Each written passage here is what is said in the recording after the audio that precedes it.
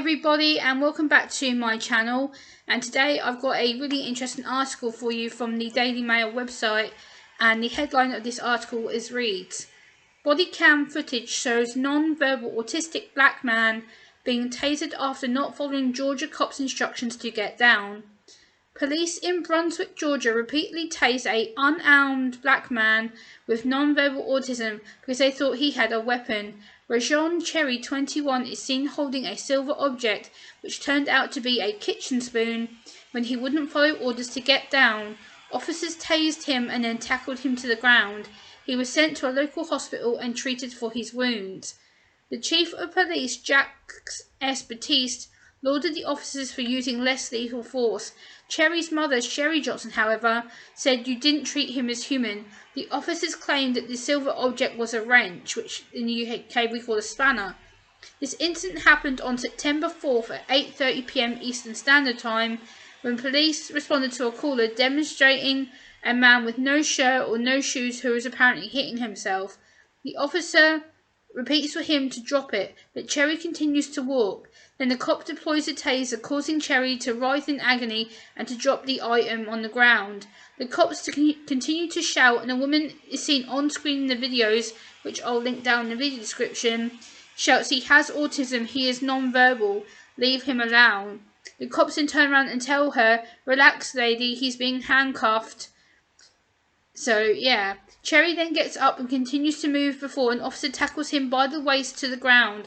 Whilst the officers struggle to restrain him, they attempt to handcuff him for several minutes. That's insane. And the reason they handcuff him is because apparently he has broad shoulders. Eventually the officers tackle him to the ground and put him in a cross-body lock, putting one arm over his and the other one over his chest. Officers then handcuff him using 2 pairs of cuffs because of his stature. That is absolutely ridiculous. That is absolutely insane.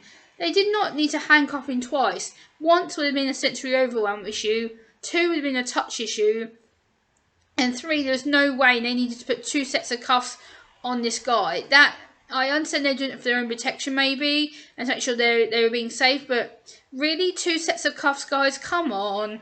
Like, what were you doing? He's autistic.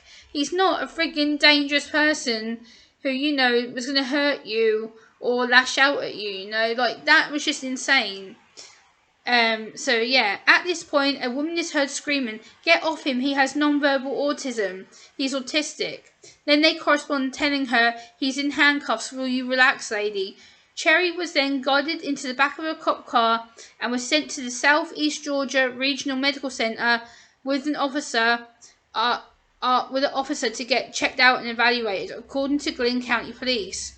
One officer did say after watching the footage back, "Oh, so it was only a spoon, but at the time I thought it was a wrench. I didn't have time to figure out what to do or how to stop it." However, Cherry's mother is not pleased with how the officers treated her son. She said, It's louder than the black and white pack. Let's look over the special needs issue as well. You didn't treat him as human." She later added, "This incident should serve as an example why officers need training on how to deal with people with disabilities and with autism-related issues without immediately resorting to violence. Have an educational person or person educated with special needs as part of your training." According to police, Johnson has not yet pressed charges, and it is not clear if she'll be seeking any further legal action. The incident is currently under administrative review by the Glynn County Police Department. So, yeah, what do I feel about this incident? It's disgusting. He is autistic, clearly. This guy was non-verbal, so he wasn't able to defend himself or effectively communicate. I am devastated by this case. This clearly shows to me again that police are not doing their jobs properly in the States, here in the UK as well.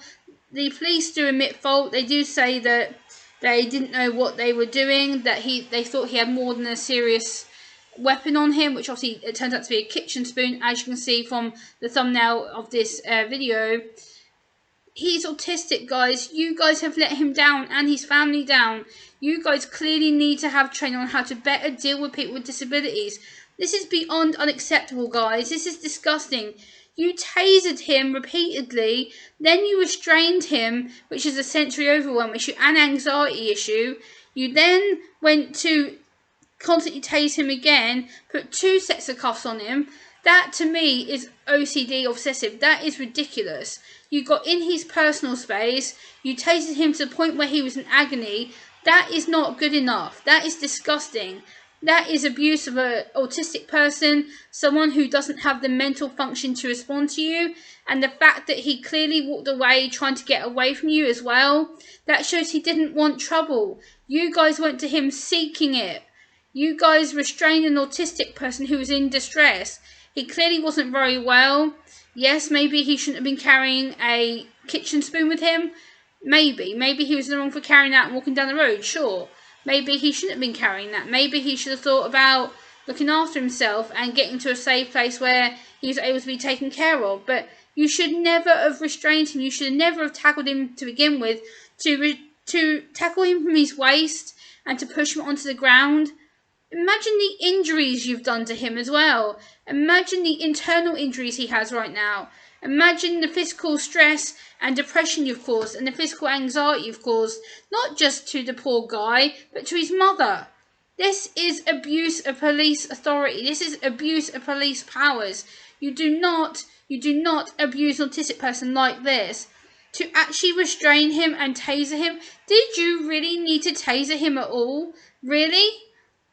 Surely that is the last resort that you need to do. You did not need to taser him. Let's be real about it. Let's be frank about it.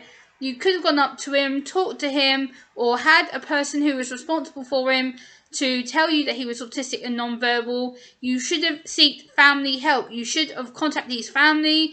You should have took him to the station and reported him as a person with a disability.